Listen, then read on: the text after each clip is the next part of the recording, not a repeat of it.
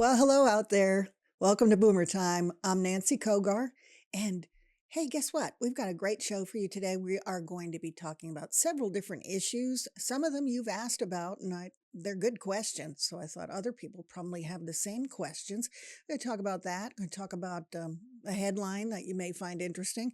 And even more interesting to me, this is episode 86. 86. Thanks for being with me. I am so excited. We're getting closer to 100 all the time. So we're going to celebrate that 100th episode. I'd love your ideas about what we should do. So, got an idea? Let me know. But it's going to be a party. I am so excited about being able to share this with you. Hopefully, it's helping. Hopefully, it's helping to demystify, some of those issues, legal issues that can be so confusing. And I do hope that it leads to you and your loved ones being better prepared as they age. So today we're going to talk about a couple issues, as I said. First, the probate process, more the process, the timeline, right? How long is it going to take? It's slow, folks, but I want to talk about some of the specifics. And that's if there's nothing wrong. So if there's some pitfalls, those troubles can lead to even additional delays, changes, sometimes even reductions in the amount of money that's available in the estate for beneficiaries. If you're one, that would include you. So also want to talk about will contests, challenges to wills, who can contest it, right? And who can't? And what's involved with doing that? Good questions on these issues. So I want to tackle those. And finally, I had a question about capacity, otherwise known as competency, right? You got your sound mind, you're able to make decisions. And that's a real complex issue. It can be. And it relates to your ability to make a will, right? Powers of attorney and other estate planning documents, especially if there's already been some kind of diagnosis. So it's not impossible, but it can be ripe for a potential contest. So I really want to touch on some of that and talk about some of the things I do to try to deal with that issue. So, but first, I have a breaking headline for you. Relates back to, how I feel about scams, right? Well, Publishers Clearinghouse, good old Ed McMahon, they have filed bankruptcy in the bankruptcy court for the Southern District of New York. And they were recently purchased by another owner, but the past debts are now in bankruptcy, and they're reporting liabilities between $50 and $100 million. Unfortunately, as you might expect, it means some of the past winners may now be losers because of the bankruptcy. Losers in terms of getting their money, especially those forever prize people that are out there, the ones that got a check every week for the rest of their lives. Well, they may not be receiving any further payouts. It's all part of the bankruptcy issue. But like I said, Publishers Clearinghouse, LLC, as we knew it, was sold, so it has new ownership. And it's oftentimes something scammers use. And that's why I'm relating it back to scams, because they will misrepresent themselves. Imagine that. And a lot of times they tell people, especially older people that they're targeting, that they're calling from Publishers Clearinghouse. That still has a lot of credibility out there. So I think, a company that shows that they're picking up a check and bringing it to your house sounds more believable that they would be reaching out to you, perhaps. Let me know what you think of that.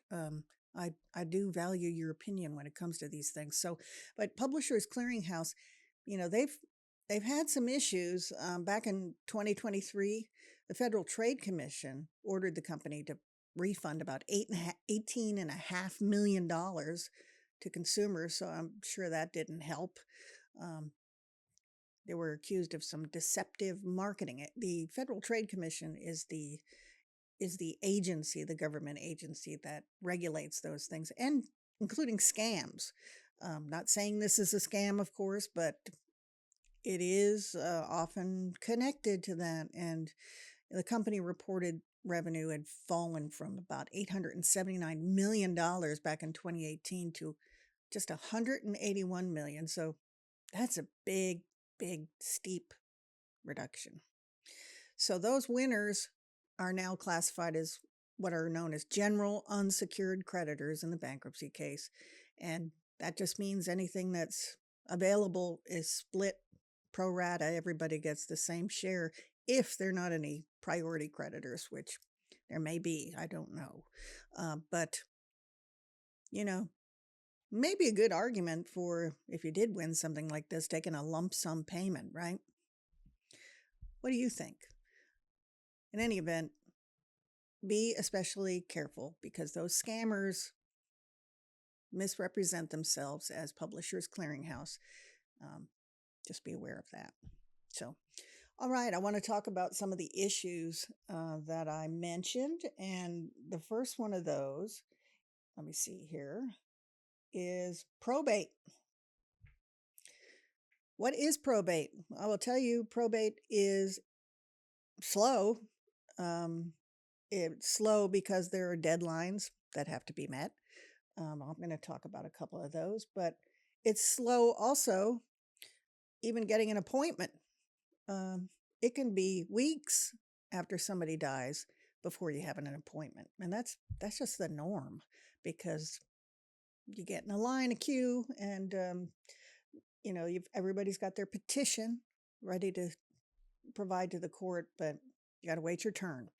So, and that's important. The reason I wanted to mention that was because say there's a mortgage, say there are utility payments, say there are other costs that need to be paid, maintained, so there's not a default or a foreclosure, the personal representative is usually the executor that takes this on. But in order to keep those things current while you're waiting, to get into court, that requires oftentimes that they've got to advance those funds because the other bank accounts, things that don't have beneficiaries on them or aren't joint, they're all frozen.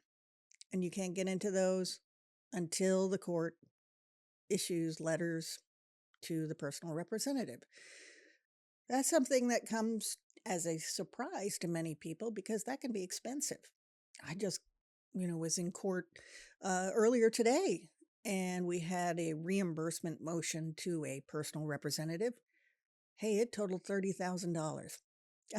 That's not a normal amount that I normally see, but there were a lot of costs that were advanced in this case, obviously. So just be wary of that. If you are appointed as executor or personal representative, that may be part of what you're called to do. So when you finally get an appointment, it's usually 5 weeks out, something like that. You are going to need to have a lawyer and you are going to need to have a petition, which would be drafted by that lawyer, and attach the original last will and testament. You need the original in order for that to be probated here. If you don't have the original, then you got to file another action to prove that the guy who made the will didn't revoke it. There's a presumption that they tore it up. So make sure to maintain your original last will and testament. What if somebody has it and won't turn it over to you? You can compel the court for turnover. There's really no affirmative duty to turn it over, but I will say destruction or intentional concealment, not hiding it, pretending it's not there, that can be a serious felony. Something to think about. The court, when it does have that initial hearing, really the clerk and master will determine whether the will is valid. If it's not, there are times when I've been able to cure it, or it may be unenforceable. So, I've touched on this before, but it's important to not do it yourself will. I've got an episode on that. You might want to go back and listen to that. But do it yourself wills, you think you're saving money, but you may be creating more problems down the road. That's the truth. So if you do find, or the court does find, that the will is valid and you are qualified as the personal representative, then letters testamentary will be issued to you. That is your license to act on behalf of the estate. So I have a couple other points that I wanted to make, but I think maybe I'll take a break before I do that. So stick with me. I'll be right back.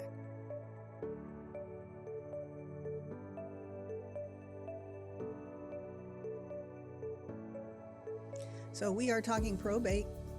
What's involved? Why does it take so long? How long does it take? And here's another question I hear. Who can start probate? It takes a while to get in court most times, so you may be antsy thinking, why hasn't anybody created probate? What's going on? Well, it may be that they're waiting for that appointment in court, but what if there are just continued delays and nobody files? Nobody creates the estate. Who can do that? Is there alternatives? Well, of course, if someone's named as the executor in a will, that makes sense, doesn't it?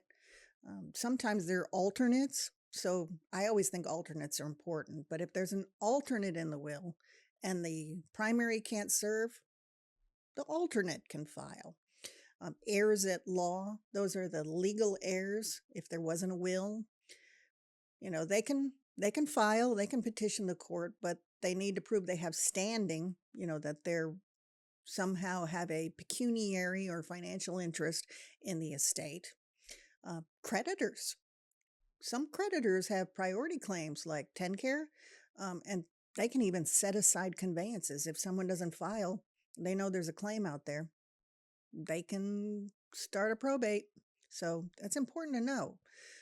As I said, the letters testamentary are usually what are issued to whoever is appointed as the personal representative.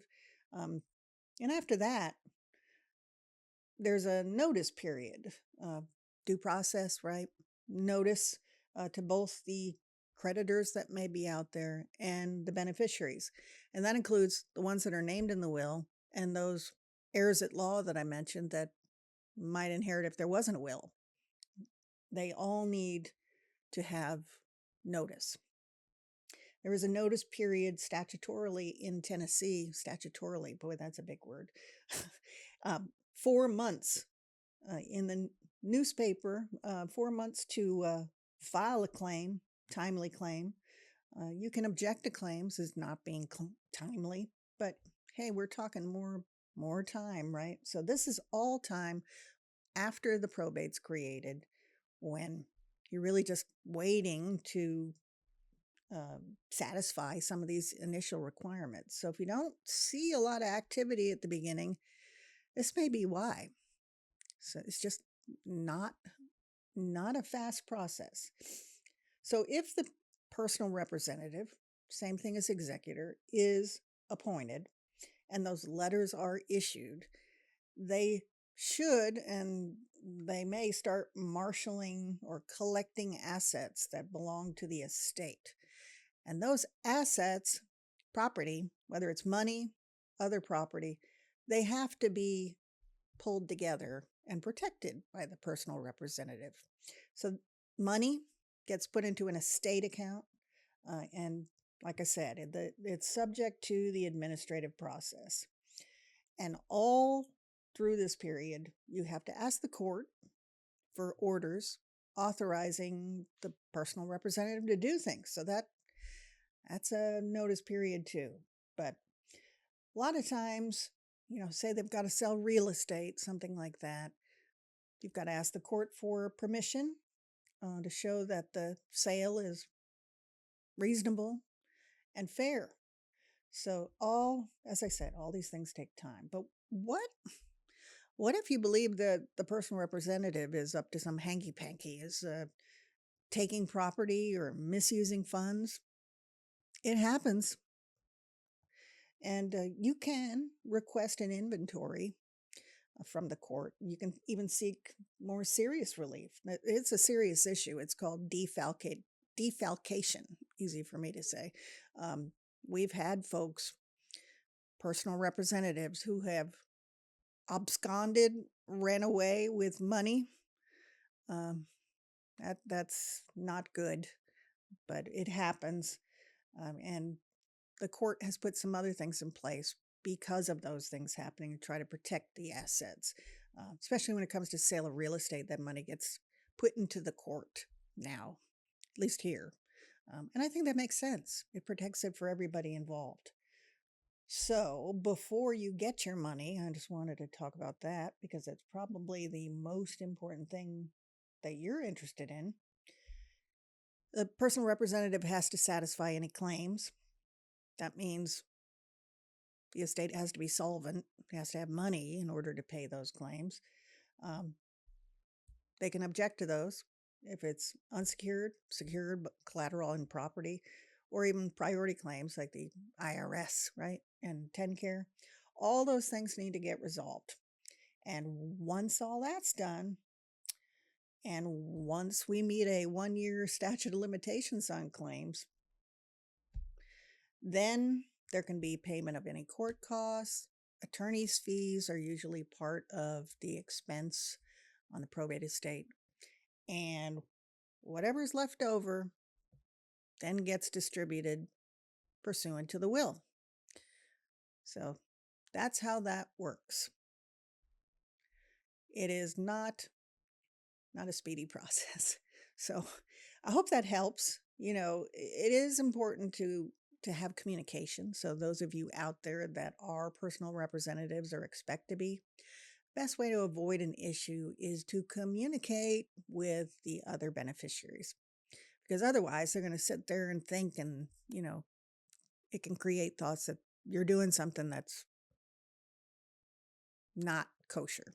So when in doubt, maintain communication, because you really are representing the estate and not you, especially if you're a beneficiary. You are not representing you. So issue 2 kind of relates to wills, and that's contests, challenges to wills. Happens. Who can do it? Who has the right to do that? And who can't? Why it matters. It does matter too what type of probate you file. Most people don't know there are different types of probate. And what's required if you do contest a will. You need to know these things before you initiate anything like that. So, number 1, in order to contest a will here in Tennessee, you must have standing. So that's a simple legal term, which means, like I said, a pecuniary interest in the estate. Show that you've got a stake, a financial stake, and a valid ground for contest. So that before anything else happens, that's the process. And oftentimes the cause of a contest can be an allegation that, mom and dad or whoever made the will didn't have the mental capacity to do it. They didn't understand what they were doing. They were influenced by someone else, undue influence, that there was fraud. Maybe they signed it and didn't think it was a will. You got to prove all this, of course, or pressure to give something to someone and not another. All these things are causes of action once you prove that you've got the standing, and once the will is admitted to probate, you've got to post a bond to cover the court costs if you lose, right? And it's litigation. It's creating a lawsuit that is a slow and expensive process. I know with my wills that I draft, there are provisions in there to deal with contests so that they're not, bogus. At least you've got an ante that you've got to hold up to. So if you really think there is something there, there can be provisions in there that say you're forfeiting your share under the will. So better be successful or not, right? It's not an easy process, but I thought it was important to touch on that. And, those types of things happen. There's people that get influenced. I mentioned capacity earlier. If someone doesn't have the capacity, that may be an issue. So, important stuff. And like I said, you're going to need evidence, right? You need evidence to prove your case. And it is litigation. I had a contest that lasted the better part of 2+ years, and there was another dispute related to family real estate that lasted 5 years. So there was two lawsuits, and you can imagine how expensive that was. Went all the way to a jury. So it is a long road. Long road. So let's see. What did I say I was going to talk about too? Oh, capacity, right? That's another hard issue, but one that people ask about a lot. The thing I thought was interesting is, of course, you have to have a sound mind, the ability to know you're making a will, that you're disposing of your assets, that you've got the ability to do all that. That you're making a will. But even if you've had a diagnosis, doesn't necessarily rule out being able to make a will thereafter. I've got people that come in oftentimes. That's the reason they come in, because maybe they got diagnosed with some form of dementia, Parkinson's, any of those types of things, and they want to get their affairs in order.